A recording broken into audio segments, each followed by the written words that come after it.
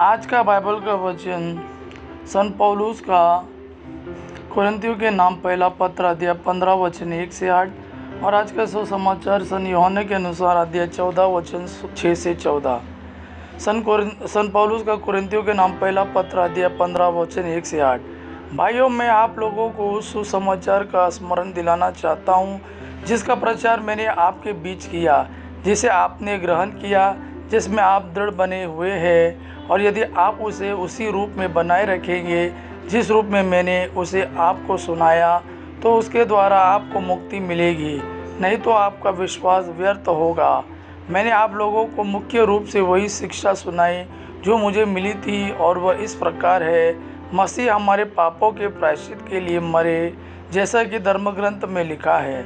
वह कब्र में रखे गए और तीसरे दिन जी उठे, जैसा कि धर्मग्रंथ में लिखा है। वह कैफस को और बाद में 12 में दिखाई दिए, फिर वही एक ही समय 500 से अधिक भाइयों को दिखाई दिए।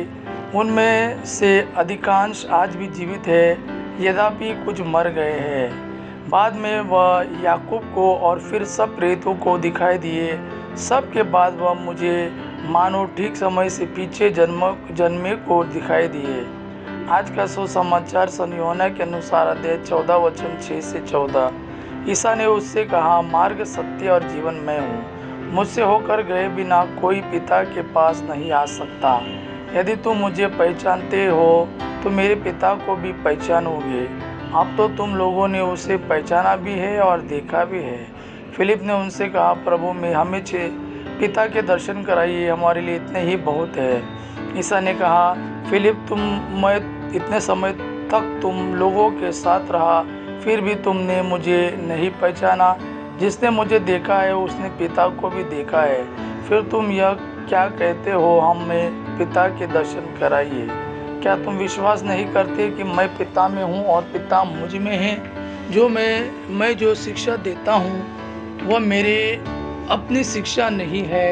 मुझ में निवास करने वाला पिता मेरे द्वारा अपने महान कार्य संपन्न करता है। मेरी इस बात पर विश्वास करो कि मैं पिता में हूँ और पिता मुझ में है, नहीं तो उन महान कार्यों के कारण ही इस बात पर विश्वास करो।